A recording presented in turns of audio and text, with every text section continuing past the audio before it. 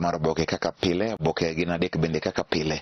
Star, Daily Nation kod Oboke mar The Standard. Ng'iane weche kuma nitiere Oboke mar The Daily Nation wach mantie kandi making over loud Messi divorce.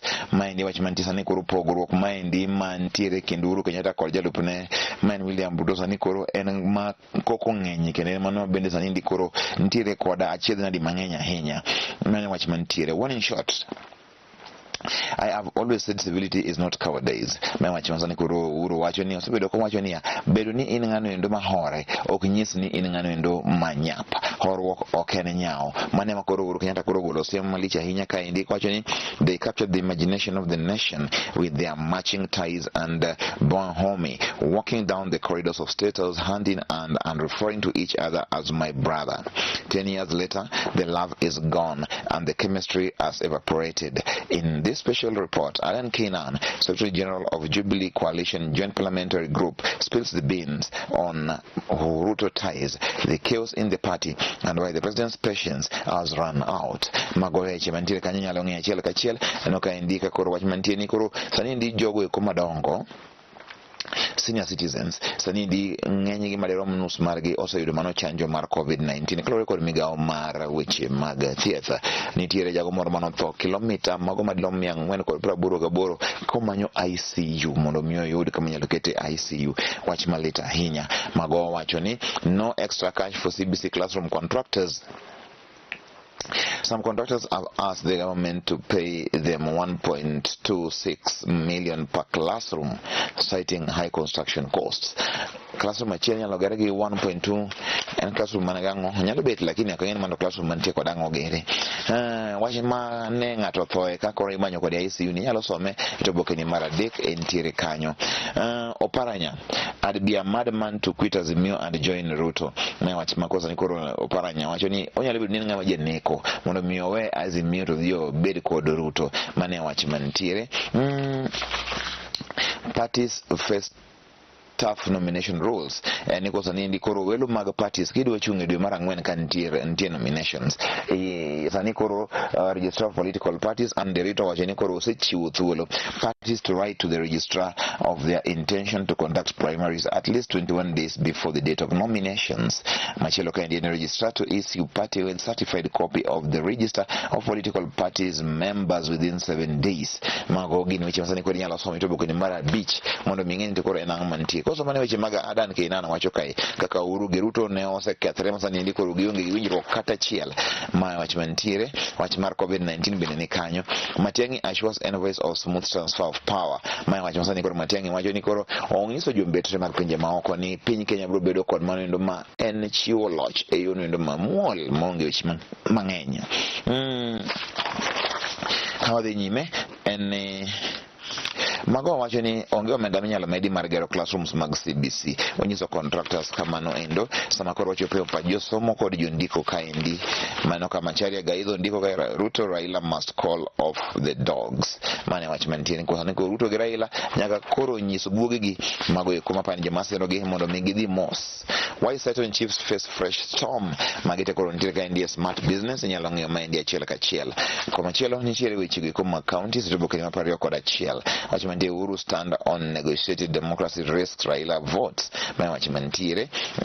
Pod weche ng'eny ka mag siasa inyalo ng'eyo gi. Wacho ni kawuono ng'eni en chieng' Wednesday bang Valentine je mang'eny nitiere kod hangover mag Valentine. Ano ka indika Biden Zelensky pursue diplomacy and deterrence in Ukraine crisis. Mae wach mantiere e wach masani kod dhi nyime Ukraine. Weche mag tuke kawuono ni ndi UEFA Champions League koro chakre last 16 leg mabende brogore mokwongo en ni Sporting Lisbon ma Portugal bro rakre kod Manchester City.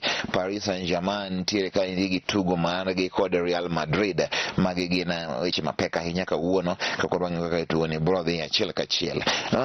Ka wang'iyo gik mang'eny ano ka indika pod Madrid bro kawo kombe ni ndi mar La Liga. Man City nyalo kawo maendi mar England, to Liverpool to kete machiegni ahinya, to Inter Milan gi AC Milan to makre matima ta kanyakla gi Napoli en to tek mokwongo ni to bro dhi nadi. Bayern to seringo kode kaka pile, maendi koro onge race, gisego tuke 22 gin gi 52 points, Amalon ni gi 46, mano nyiso ni gin to koro gisedhi kabisa.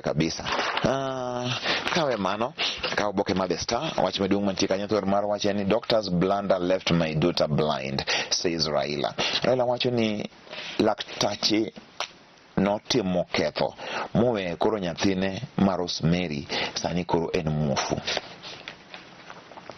Laktari mane timone manoendo mane en bero e obwongo ne brain tumor surgery in 2017 ruined Rosemary's sight.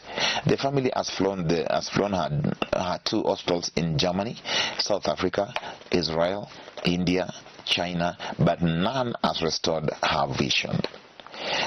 Rosemary Odinga sani koro ntiere India itemo kode kagi kacha mar mondo mione kaka inyalo konye, makmane wacho ni koro sani ndi koro muofu, onyalo bedo koro muofu chuth en gima lit ahinya ne janyuol ka nyathi ma inyuolo mane ngima koro bedo kamano. Wacho ni samoro ng'ol ok onyal geng' e piny montiere. Kata kamano Raila ywak ni nyare koro dhi bedo muofu nikech mana oledhi mago eko mag laktache ma pacho kaendi. Kenyan doctors blunder left my daughter blind, says Raila. A brain tumor surgery maendi ma gima tek ahinya. No kaka Raila nitie kaendi gin gi Aida ka gintiere kanyakla koda kamano Prime Minister ma India Narendra Modi ka gintiere New Delhi maendi wach mantiere kanyo achiel kachiel. Kang'iyo Mwangi wa Iria ma en gavana ma Murang'a owacho ni en bende entiere e chung' ma president. Mwangi wa Iria chung' kaka president, omiyo ng'euru mano endo chakre sani endi. Next crop of MPs could enjoy 300 million CDF cash annually. Mae wach mantiere koro MPs madonjo sani endi dwe mar 9 nyalo jako bedo gi manendo ma en CDF mar million 300 kowuok million 130 ma sani giyudo pile ka pile. Mano en gima sani endi nyalo konyo weche gi mag dongruok mag kwende go mag od bura.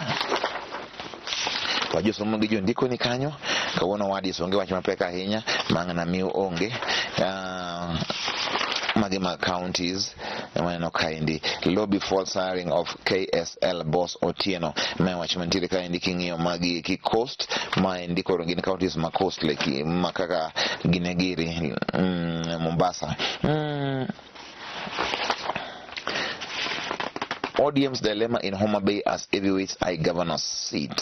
Maeler mantiere kaendi ni koro tek ahinya ne ODM manende gwenge go mag Homa Bay. Sama koro jogo koma bende siro ODM mapek sani koro nitiere e ng'wejno. Eno kaendi ODM face a hard task in identifying the Homa Bay gubernatorial flag bearer after Women Rep Gladys Wanga launched a campaign bid. Wanga is competing for the seat against former Nairobi Governor Evans Kidero, former Kasipul MP Oyugi Magwanga, Suba South MP and ODM Chairman John Mbadi, Awiti's Deputy Hamilton Orata, and former County Secretary Isaiah Ogwe. Magote ya jema albarokoro komno endo achiel kachiel.